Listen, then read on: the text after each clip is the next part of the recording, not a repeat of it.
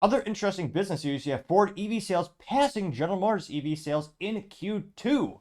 Now, this is brought to us thanks to Electrek.com, which pretty good name for a website. You know exactly what they're going to be talking about. Specifically, Peter Johnston is the author of this article. You can see the little, to me, granted, you know me, if it doesn't have 3 pedals, I'm not buying it.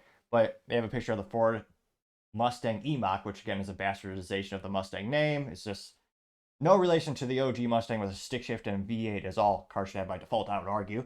But nevertheless, they note that Ford is finally starting to catch up. Now, also, Ford lost $131,000 per EV sold Q2.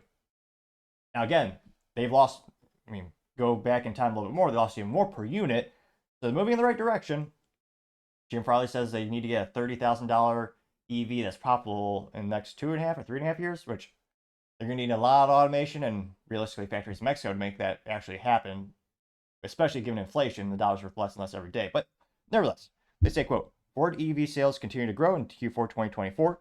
Ford EV sales climbed 61% in the second quarter, carrying the automaker's growth with nearly and again, this is, again, another friendly reminder when it comes to statistics. One of the few good things I learned in business school, which granted you could just use the internet for most of it and start my own business, I learned even more, but partially digress.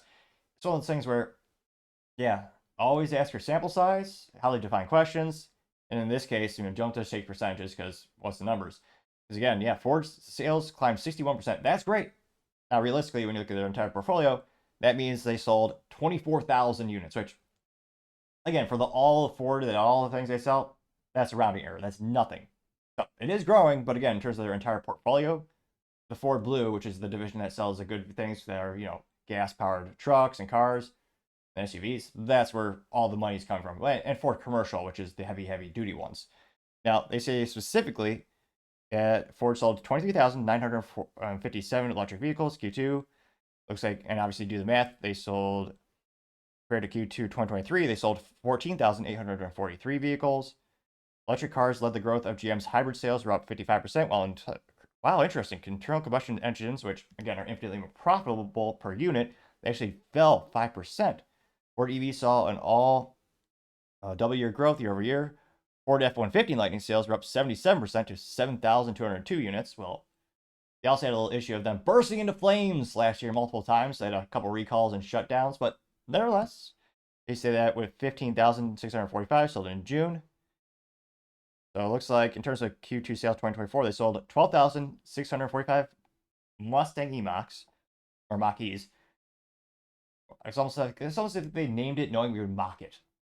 But nevertheless, you have the Ford F-150 Lightning coming in at 7,902 units, and then the E-Transit coming in at 3,410 units, which, granted, for year-over-year growth, that was actually the biggest at 95.5%.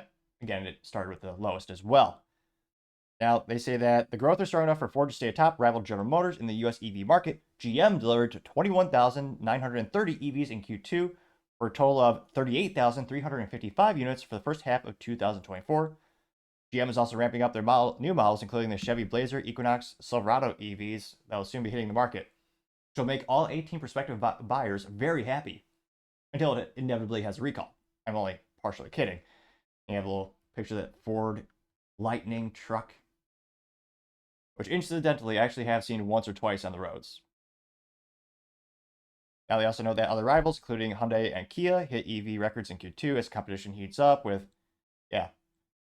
like Kia sold about 18,728, which, in terms of battery technology and production, they're one of the fastest growing companies no one's talking about. And interestingly enough, of all of my friends that own EVs, most of them actually own Hyundais. And they don't actually clarify that. They're leasing them because the lease price is so cheap. I think Hyundai's actually, if you do the numbers, actually losing money with how cheap they're leasing these. Porsche's doing the same with their fancy EV four-door abomination to the Porsche brand. But that's the thing with the leases, actually are pretty beneficial for the end user if you want to go the route of leasing a vehicle. Because again, then you don't have to worry about that ticking time bomb with that battery that'll be worth nothing and cost $10, $20 to $30,000 to replace in 7 to 15 years. So interesting to see. Now the real question is, will Ford actually make a profit on EVs this year? They speculated that they're on the right track, and they're saying it's possible. GM is saying the same thing. I think GM that projected it, again, not financial advice, but they're projecting to make a profit with EVs as well. So these companies are slowly crawling, or what do EVs do? Rolling in the right direction, regenerative braking downhill, some funny pun to that effect. Now, consumer demand, granted, the adoption rate of EVs in the United States is dropping precipitously as people are going back to good old reliable technology. And you also have economic uncertainty.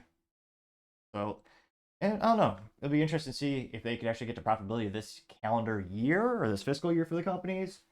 And would you ever actually want to own an EV, Ford or GM? Let me know in the comments. As always, I'd be fascinated to hear what you have to say. Thank you, everyone, for taking the time to tune in. Again, trying to get 4,000 subscribers by the end of the month. So if you could click that button, I would greatly appreciate it.